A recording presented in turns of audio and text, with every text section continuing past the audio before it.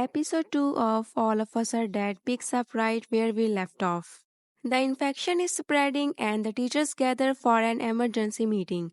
While they squabble, Sunhwa has had enough and decides to make an announcement to tell the other kids what's going on. The thing is, she walks right into the midst of this infection as this place is absolute carnage.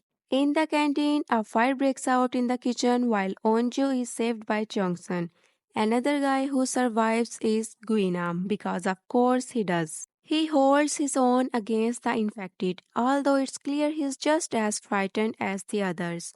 He scrambles into the kitchen and hides under a table with several other kids. Jongsun and Onju try to leave together, dodging and weaving through the hallways, using whatever they can to fend off the assault. Eventually, they make it back inside their classroom, where Jongsun likens what's happening to Train to Busan. Several other survivors make it back too, including Sohyok and Isak. Although they are safe for now, it's very clear that they won't be for long. One person who does know what's going on is Byungchun. Down at the station, he's interrogated over what he knows. Jake, the detective, suspects he also killed Jinso too. The thing is, Byungchun is behind everything. He experimented on numerous different patients, trying to turn the balance of power from the cats to the mice. In other words, he extracted testosterone and used that as a way of creating a rage virus. And although he was still working on perfecting the serum, Hyunju getting beaten has essentially acted as the catalyst for everything that's happened.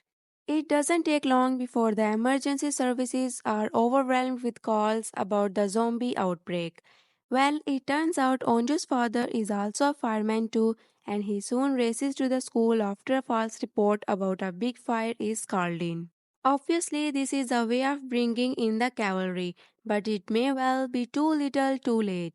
Coach Kang soon shows up in the classroom, but there's a big problem. He has been beaten, and although the other students do block up the doors, it doesn't take long before he turns. And soon after, so too does a student called Minji. The heartbreaking way she tells the others she doesn't want to die is a sobering reminder of how futile this infection is to try and fight off. But fight these kids too and led by Desu. He uses a door as a barricade to force his way through the hallways.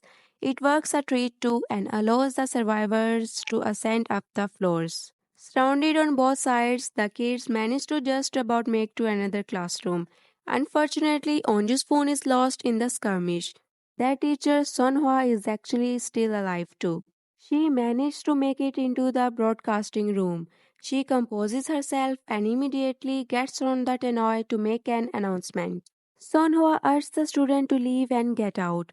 The trouble is, the noise actually attracts all the zombies out on the grounds to head inside. She tries to stay positive, telling them all to find a safe place. The thing is, this infection is not just at the high school now. With Hyunju infecting those at the hospital, fire, and police department are essentially divided between different places to try and find a solution. One of those includes Onju's father, who is called out to an office building.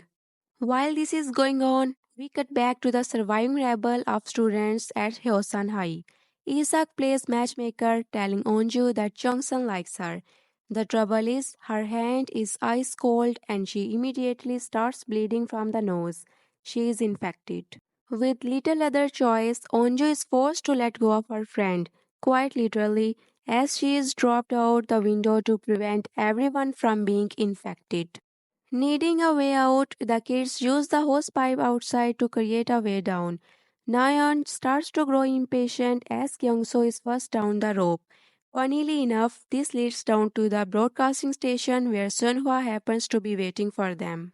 One at a time, each of the students heads into the floor below. For Onju though, she is overcome with grief for her friend. Jungsun encourages her to get it together. While they leave, Sohyuk finds himself alone after the incident in the hallway earlier in the episode. While he scrambles to safety, Onju is saved, but Jungsun appears to be lost as he is thrown out the window by the oncoming infected horde.